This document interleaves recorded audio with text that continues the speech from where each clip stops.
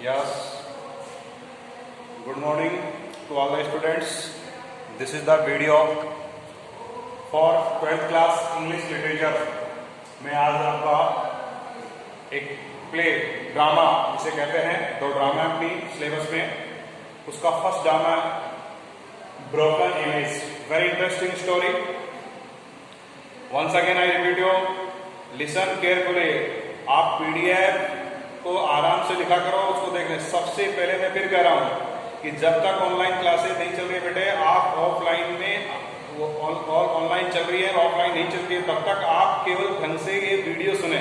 मैं फिर कह रहा हूं, यदि आपने वीडियो को पूरा आराम से सुना है तो आपके किसी भी क्वेश्चन संबंधी कोई ही कंफ्यूज नहीं रहेगा. मैं ऑफलाइन क्लास में भी यही कहता हूं कि बिफोर लेसन मैं जो थीम बताता हूं उसको ध्यान से सुनिए. तो आज अपना पहला लेसन है इसमें ड्रामा ब्रोकन इमेज.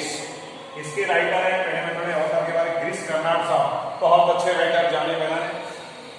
कंटेम्प्रेरी, समकालीन, समा का कंटेम्प्रेरी का तो बेटा समकालीन राइटर है, प्ले राइट, जो नाटक लिखता है, drama, play right, actor and movie director. Writer थे, प्ले राइटर थे, जो नाटक लेखक था, जो नाटक लिखता है. देखो, ड्रामा और प्ले ये दो वर्ड है आपके लिटरेचर में, और एक लिटरेचर स्टूडेंट को इनकी जानकारी होनी चाहिए.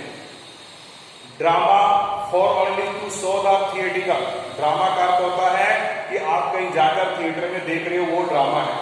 प्ले फॉर ओनली रीड, जो लिखे हुए हैं वो प्ले होते हैं, जो शो होते हैं स्टेज पर वो ड्रामा होते हैं. ये ध्यान रखने की बात है. तो ये प्ले राइट थे, एक्टर थे, मूवी डायरेक्टर थे, फिल्म निर्देशक थे.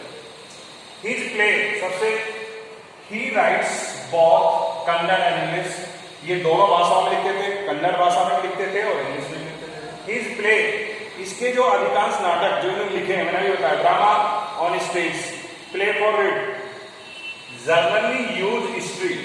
जितने भी कर्नाड साहब ने जो नाटक, जो प्ले लिखे हैं बेटे, उनमें वो अधिकांश किसी हिस्ट्री को निश्चित रूप से उसमें बयां करते हैं. History and mythology. माइथोलॉजी का होता है पौराणिक गाथा को या हिस्ट्री को, टू फोकस ऑन कंटेम्प्रेरी, उस समकालीन अपने जमाने की किसी इतिहास को, किसी माइथोलॉजी को निश्चित रूप से अपने प्ले में ये डिस्क्रिप्शन करते थे. Now start your story. बहुत इंटरेस्टिंग कहानी है. इस पूरे ड्रामा को एज ए फिल्म की तरह, जैसे फिल्मों में पहले फिल्म बनाई जाती है, और उस फिल्म में भी कई बार आता है कि हीरो हीरोइन की पुरानी कहानी बताई जाती है, जीवन के पिछले हिस्से की, ऐसे उल्टी कहानी चलेगी. इसको ध्यान से सुनना है. हमारा ये ड्रामा है, इस ड्रामा में एक फिल्म है, उस ड्रामा में एक फिल्म है, थिएटर. इस ड्रामा की जो मेन कैरेक्टर है, ध्यान नहीं था, वो है मंजुला नायक. वन बाय वन ध्यान से सुना ना, बस बहुत इंटरेस्ट, सारे क्वेश्चन अच्छी तरह याद है. मंजुला नायक मूलतः कन्नड़ की रहने वाला, कन्नड़ भाषा में लिखती है. ए प्रोफेसर ऑफ इंग्लिश लिटरेचर. ये उस जमाने में कॉलेज में इंग्लिश लिटरेचर की प्रोफेसर थी. सी रॉट इन कन्नड़, वो हमेशा कन्नड़ भाषा में लिखती थी. जितने भी play, story, drama, anything else she wrote in Kannada. But recently, हाल ही में अचानक उसके मन में एक उद्गार फूट पड़ा. She wrote a novel. ध्यान देंगे, मंजुला नायक ने हाल ही में एक नॉवल लिखा, और ये नॉवल जो फिल्म है जिसमें पूरी कहानी चलेगी. Novel the river. ध्यान रखेंगे, the river has no memories. Manjula Nayak ने हाल ही में एक नॉवल लिखा, उसका क्या नाम है बेटा? The river has no memories. लेकिन किस भाषा में लिखा? इंग्लिश भाषा में. और इससे बवाल पैदा हो गया. जो कन्नड़ थे, जो साउथ इंडियन जो लोग थे, वो उसको बहुत अच्छी लेखिका मानते थे, इसका आदर्श, उसको अपना जीवन का आदर्श समझते थे. इसके प्ले, इसके ड्रामास को, इसकी जो शॉर्ट स्टोरी को पढ़ते थे, इसको बहुत रिगार्ड करते थे. जब उन्होंने अचानक देखा कि इन्होंने अभी रिसेंटली एक नॉवल लिखा है, वो किस में लिख दिया? इंग्लिश में. और ये बवाल उत्पन्न हो गया वहां के लोगों के लिए. इस पर बहुत सारे आरोप प्रत्यारोप जो मैं आप बता रहा हूँ. पहले आप, पहली कैरेक्टर कौन हो गई? मंजुला नायक. वो प्रोफेसर है, कॉलेज प्रोफेसर है, लेक्चरर नहीं है, professor of university. She taught English literature. Always wrote in Kannada, but recently she wrote in novel The River Has No Memories in English. First character. Second character जो इसके novel की, मैंने आपको wide of the novel में बताया था कि novel is talk about life. इस पूरे नॉवल में जो रिसेंटली इसने रिवर हैज नो मेमोरीज को लिखा बेटे, वो समर्पित है अपनी छोटी बहन मालिनी को। मंजुला की छोटी बहन का क्या नाम है? मालिनी। मालिनी जन्म से ही फिजिकल डिसेबल्ड थी, जो मैं बता रहा हूं आपको। हर यंगर सिस्टर किसकी छोटी बहन थी? मंजुला नायक की। हु वाज फिजिकली डिसेबल्ड, वो शारीरिक रूप से जन्म से ही विकलांग थी।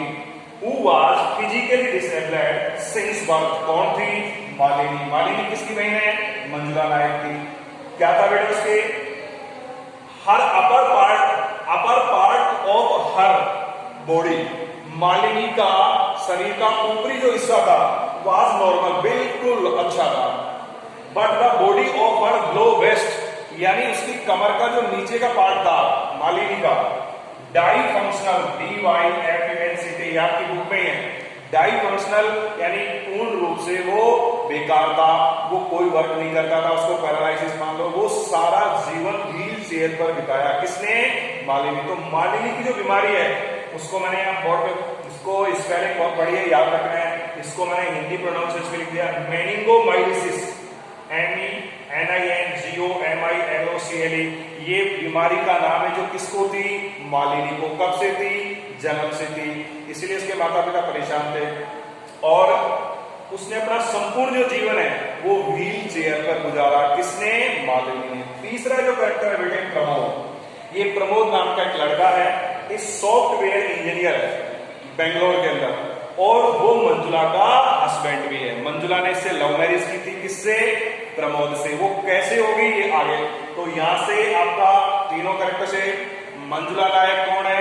एक कन्नड़ राइटर है और वो कन्नड़ में ही लिखती है, लेकिन अचानक उसके मन में एक उद्गार फूटा, क्योंकि वो किसकी प्रोफेसर थी बेटे? इंग्लिश लिटरेचर की यूनिवर्सिटी प्रोफेसर थी।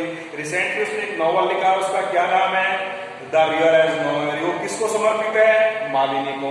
उसकी मेन कैरेक्टर, इसके नॉवल की जो मेन कैरेक्टर है वो कौन है? मालिनी। मालिनी इसकी छोटी बहन है। वो बचपन से ही फिजिकल डिसेबल्ड है, मेनिंगोमाइलिसिस नामक बीमारी से ग्रसित है। पूरा जीवन किस पे बिताया? व्हील चेयर पर। ये सॉफ्टवेयर इंजीनियर कौन है? प्रमोद नाम का। प्रमोद किसका हस्बैंड है? मंजुला है। अब ये कहानी शुरू होती है। जो नॉवल उसने लिखा है उस नॉवल में उसने अपने जीवन में किस प्रकार उसके साथ क्या क्या बीता, कैसे उसने बचपन बिताया, किस प्रकार उसका जवानी का, अपनी युवावस्था का जीवन बीता, और उसने मालिनी और प्रमोद के साथ क्या किया, ये पूरी कहानी वो किसमें बयां करती है? River has. लेकिन ये जो नाटक शुरू होता है वो कहां से शुरू होता है? ध्यान देंगे कि the play begins when she introduce her new English novel bye Shri TV channel. क्या हुआ? किसने जो नॉवल लिखा वो कौन सी भाषा में लिख दिया गया बेटा? इंग्लिश भाषा में। ये बवाल उत्पन्न हो गया कन्नड़ लोगों के और उस पर आरोप लगाया। तो एक उस जमाने में एक टीवी चैनल था इंडियन, उसका नाम है बेटे श्री टीवी चैनल। उसने इसको आमंत्रित किया, किसको? मंजुला नायक को, कि आप आइए और हमको आपके लिए अभी जो रिसेंटली एक नॉवल लिखा है, कौन सा लिखा था? The river has no memories. कौन सी लैंग्वेज में लिख दिया था? इंग्लिश में। इसके बारे में उससे इंटरव्यू लेने के लिए, किसका इंटरव्यू लिया? मंजुला नायक का। मंजुला नायक को ये नाटक शुरू होता है कि the play begins when she introduce her new English novel bye Shri TV channel. तो श्री टीवी चैनल वाले ने रात्रि को एक दिन उसको आमंत्रित किया और इसने एक लंबा भाषण दिया। किसने भाषण दिया? मंजुला नायक ने। इससे प्रश्न पुटक किए गए। वहां बहुत सारे इंटरव्यूअर बैठे हुए थे और उन इंटरव्यूअर में मंजुला नायक से हमारा नाटक प्रारंभ होता है और मंजुला नायक पर एक आरोप लगाया कि आप जिंदगी भर कन्नड़ भाषा में लिखती रही। उससे दो प्रश्न पूछे गए अक्सर, जो उस पर ध्यान देंगे। आपके पाठ का सेकंड क्वेश्चन है। पहला क्वेश्चन उसको इंटरव्यू में पूछा गया कि being a Kannada writer, why did she choose to write in English? जब इसका श्री टीवी के माध्यम से इंटरव्यू लिया जा रहा था, किसके बारे में? The river has no memory के बारे में। तो उससे पूछा कि आपने तो लाइफ टाइम कन्नड़ भाषा में लिखा है, आपने तो अपनी मातृभाषा के साथ दगा कर दिया है। इतने सुंदर ये जवाब दे रही है, ध्यान से सुनेंगे। तो पहले तो पूछा इसे, बीइंग ए कन्नड़ राइटर, आप एक कन्नड़ लेखिका होने के बावजूद भी आपने ये जो नॉवल लिखा द रिवर है वो आपने इंग्लिश में क्यों लिखा। सेकंड क्वेश्चन इससे हमेशा पूछा गया कि what does she consider herself a Kannada writer और इंग्लिश राइटर। ध्यान देंगे, मंजुला नायक से अक्सर बार बार जो क्वेश्चन पूछा गया वो पूछा। दूसरा क्वेश्चन पूछा कि तुम अपने आप को क्या मानती हो, what does she consider herself, या आप कन्नड़ लेखिका हो या फिर इंग्लिश लेखिका हो। आपने इंग्लिश में क्यों लिखा, तो ये जवाब दे रही है, ध्यान से सुनेंगे। तो मंजुला नायक ने कहा कि मैंने आई डिड नॉट बैठिया, ये शब्द बेटे BETRAYL, इसको हिंदी में कहते हैं दगा करना, विश्वास। मंजुला नायक ने कहा कि मेरे ऊपर जो आरोप लगाए गए वो निराधार है। मैं अब तक कन्नड़ में लिखती आई हूँ, मैं कन्नड़ फैमिली से बिलोंग करती हूँ, मैंने सब कुछ जो लिखा हुआ अधिकांश कन्नड़ में लिखा है, लेकिन ये मुझे अचानक ही फूट पड़ा जब मैं एक नॉवल लिखने जा रही थी। द नॉवल है the river has no memories because I am professor of English literature. तो ये मेरे मन में अचानक फूट पड़ा और मैंने इसको इंग्लिश में लिख दिया। मैं आज भी अपने आप को कन्नड़ राइटर मानती हूँ। और इसको क्यों चूज किया, उसके बारे में कहा कि अचानक ही फूट पड़ने को। इस कन्नड़ राइटर के बारे में दूसरे कहा कि मैं आज भी अपने आप को I consider herself as a Kannada writer. मैंने जानबूझकर नहीं लिखा। फिर और जो इंटरव्यूअर बैठे हुए थे उन्होंने 1 घंटे लंबा भाषण चला, इसका इंटरव्यू हुआ, तो उन्होंने क्वेश्चन पुटअप किया कि आपने जो ये नॉवल लिखा वो इंग्लिश में इसलिए लिखा है कि इंडियन राइटर जो मोस्ट ऑफ इंडियन राइटर है वो डायरेक्टली इंग्लिश में कभी नहीं लिख सकते। वो क्यों कभी लिखते हैं जब उनको कोई आगे वाले जो रीडर्स जो पाठक है या कोई जो मीडिया है वो अधिक से अधिक पैसा ऑफर कर दे। आपने तो अधिक पैसे लूटने के लिए, अधिक पैसे कमाने के लिए इस नॉवल को किस में लिखा है, इंग्लिश में लिखा है। क्योंकि अधिक से अधिक जब रीडर होंगे तो आपकी ख्याति बढ़ती जाएगी। आपने ग्लोबल ऑडियंस के लिए लिखा है तो, और इसलिए आपने तो मातृभाषा के साथ दगा किया। मंजुला नायक कहती है कि जहां मैं जन्मी हूं वहां के गुरु जिन्होंने मुझको पढ़ाया है वो विद्वान जिनका मैं आदर करती हूँ, मैंने तो सोचा था मेरी पीठ थपथपाएंगे, लेकिन वो मेरे ऊपर मेरी मातृभाषा का आरोप लगाते हैं। ये बिल्कुल निराधार है। I am a Kannada writer, always in write in Kannada, but this novel, इस उपन्यास के बारे में कहती है ये तो मेरे मन में अचानक ही फूट पड़ा, इसमें मेरा कोई दोष नहीं है।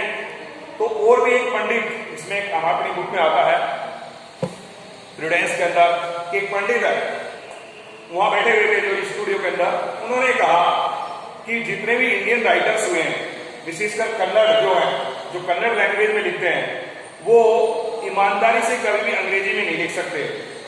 वो बेईमानी से इंग्लिश को अपनाते हैं। उसका कहने का अर्थ ये था कि उन लोगों को जब ज्यादा पैसा ऑफर कर दिया जाता है, क्योंकि आपको पता है साउथ इंडिया को छोड़ करके भारत के और कहीं इलाके में मोस्ट ऑफ, आज उस जमाने में तो कन्नड़ ही था, आज सबसे ज्यादा अगर बेस्ट इंग्लिश है तो साउथ इंडियन की है।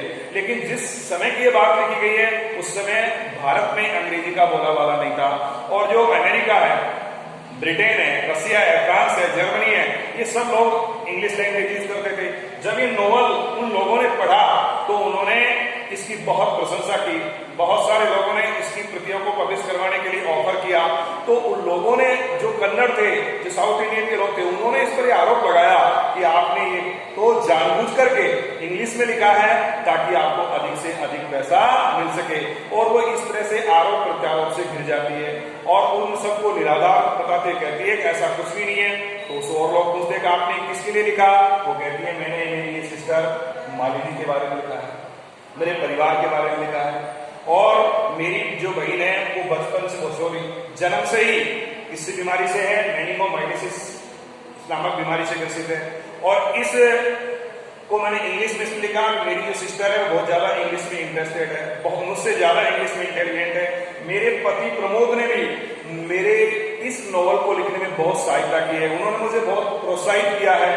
तो इन लंबे भाषण के दौरान वो लोगों को संतुष्ट कर देती है और सब लोग अपनी उस जो जिज्ञासा थी, जिसके बारे में जानना चाहते थे कि आपने क्यों लिखा, वो कर तभी उस स्टूडियो पर एक शांति छा जाती है, लाइटें बंद कर ली जाती हैं, माइक पीस हटा दिया जाता है और एक कुर्सी पर बैठ जाती है, आराम से सोचती है कि चलो इन्होंने मेरा इंट्रोडक्शन दिया, मैंने मेरे इस नॉवल के बारे में। तभी अब शुरू होती है कहानी कि जो आपका नॉवल है बेटा, the river has no memories, वो क्या है। और मंजुला नायक ने इसमें सारा डिस्क्रिप्शन किया है। तो किसके बारे में किया है?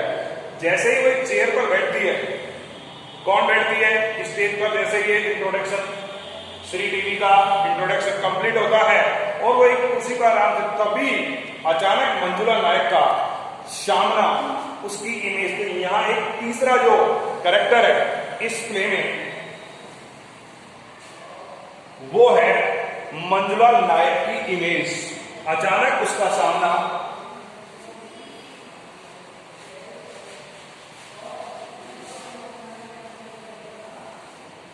वो जाने लगती है मन छोड़ करके, तो उसका सामना अचानक उसकी इमेज से होता है और ये नॉवल शुरू होता है। इमेज ने बहुत सारे क्वेश्चन पूछे, किसके बारे में? नॉवल के बारे में। अब वो जानकारी दी जाए। अब आप इसकी लाइफ हिस्ट्री, ये नॉवल जो लिखा है किसने लिखा है? मंजुला नायक ने। कौन सी भाषा में लिखा? इंग्लिश में। क्यों लिखा, कैसे लिखा, ये सारी वापस एक फिल्म के माध्यम से बताई जा रही है।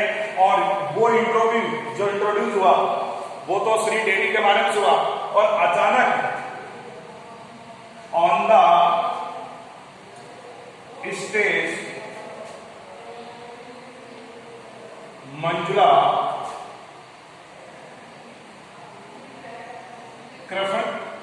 कन्फ्रंटेड, सामना करती हुआ, on the stage Manjula confront of her own image. अचानक वो इमेज, आप एक बार इसको जरूर पढ़ना, बहुत सिंपल लैंग्वेज है ये, वो उस तरह नहीं है जैसे आपका वो टफ लेसन है प्रोज पार्ट का, बहुत अच्छा है, आप इजी गोइंग इसको पढ़ सकते हैं, पढ़ने पर आपको बहुत कुछ सीखने को मिलेगा। तो वो इमेज कहती है मंजुला से, मंजुला ने सोचा इंटरव्यू मेरा पूरा हो गया, ठीक है, मैंने लोगों को सेटिस्फेक्शन कर दिया, चलते हूं। तभी ऑन द स्टेज मंजुला का सामना होता है, सामना किया ऑफ हर ओन इमेज, और इमेज कह दिया उससे, ये पेज नंबर 115 पर 115 पर, कि where are you going. Image ने कहा किससे? मंजुला। मंजुला तो भ्रमित हो गई, जैसे कि द वेडिंग ब्राउन्सले में उसका सामना हुआ एक लड़की से, वो सोचता है कि मेरी कौन है? राइजर है। ध्यान रखना, ग्रेटर और राइजर की कहानी आपको बताई। तो वो सोचती है कहीं साउंड दोबारा मेरे कानों में तो नहीं आ रही है, कहीं मेरा माइक जो पीस है वो लगा हुआ है। वो चारों इधर उधर देखती है, कौन देखती है? मंजुला। फिर वो कहती है आप कहां जा रही है? बैठिए, मुझे आपको बहुत सारे, कौन बोल रही है? इमेज। किसकी इमेज है? मंजुला। इट इज इमेजरी, काल्पनिक है। Where are you going? She makes to move the door. वो तो दरवाजा खोलकर बाहर जाने वाली थी, कौन? मंजुला नायक। तभी उस इमेज ने कहा, स्टार्टेड, चौंकते हुए Manjula stop and looks around, चारों तरफ देखती है। दस हर ईयर पीस, अपने कान में लगे उस माउथ, उसको देखती है कहीं वो लगा तो नहीं रह गया। To check if the sound came from there, moves on, फिर उधर उधर चलती है। Can't you yet? मंजुला, क्या अभी भी आप नहीं समझ पाई? Manjula. Manjula looks around and baffled, BAFFLD, baffled नहीं होता है चौंक जाना, ये कौन बोल रहा है? किससे मेरा सामना हो रहा है? Baffled. And she her image continue on the screen, और तभी उसने देखा कि स्क्रीन पर, पर्दे पर किसकी इमेज दिखाई दे रही थी? मंजुला नायक की इमेज दिखाई दे रही थी। ये 115 नंबर पे है। Continue, she does a double take and from now the throw out the play Manjula or image. ये लाइन जरूर पढ़ लेना। पूरे नाटक में थ्रो आउट द प्ले, पूरे संपूर्ण नाटक में Manjula and her image react to each other, एक दूसरे पर क्रिया प्रतिक्रिया करती है, एग्जैक्टली एज दो दे वर बोथ लाइव कैरेक्टर, मानो कि दोनों संजीव पात्र हो। ये मैं 115 नंबर पेज पे पढ़ रहा हूं। और अब जब प्ले की कहानी शुरू होती है, Manjula, oh God I am I still on, मैं भी हूं, अर्थात आप मेरे सामने, मैं मेरी मूर्ति मेरे सामने आ रही है। Confuse, she rush back the chair, वो वापस दौड़ करके जाती है, वो सोचती है कि कहीं मेरा जो लाइव वीडियो हुआ था उसको उन्होंने चालू तो नहीं कर रखा है। And stop image, you are not, the camera is off, तुम नहीं हो, कैमरा तो ऑफ हो चुका है, मैं तो आपकी इमेज हूं। Is it? देन नाउ तुम कौन हो? यू आर स्टैंडिंग अप, तुम खड़े रहो। If the camera were on I would be standing up too, मैं भी खड़ी हुई हूं, आप खड़े हुए। आई एम नॉट, मंजुला कह रही है, is this kind of trick, ये तो बहुत बड़ी चालाकी है, इन लोगों ने वापस मेरा ही प्ले चालू कर दिया है। Hello hello, can you hear me? How come I steal the screen?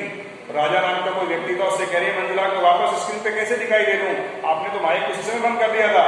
Tape sir mike, no response, is there the technical hitch, या कोई तकनीकी खराबी है?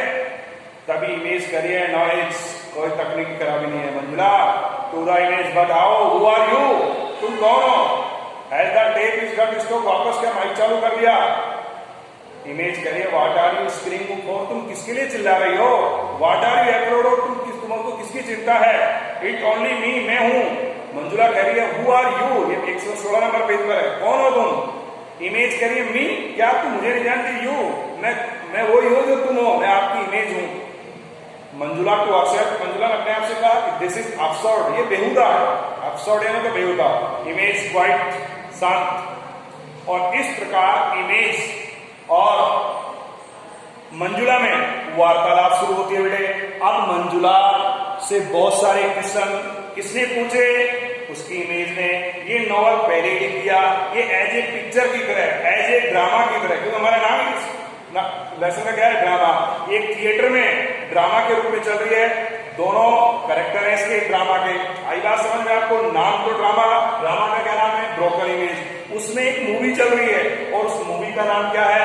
The river has no memory. उसके मेन कैरेक्टर समर्पित तो किसको होगा? मालिनी को। लेकिन जो ड्रामा प्ले हो रहा है जो थिएटर में, उसमें उस मंच पर दो ही कैरेक्टर है। ये बात समझने के बेटे, वो कैरेक्टर कौन कौन है? Manjula and her own image. इस वीडियो में यहां तक, नेक्स्ट वीडियो में दूसरी बात यहां से शुरू होगी, मंजुला और इसकी इमेज की। थैंक्स।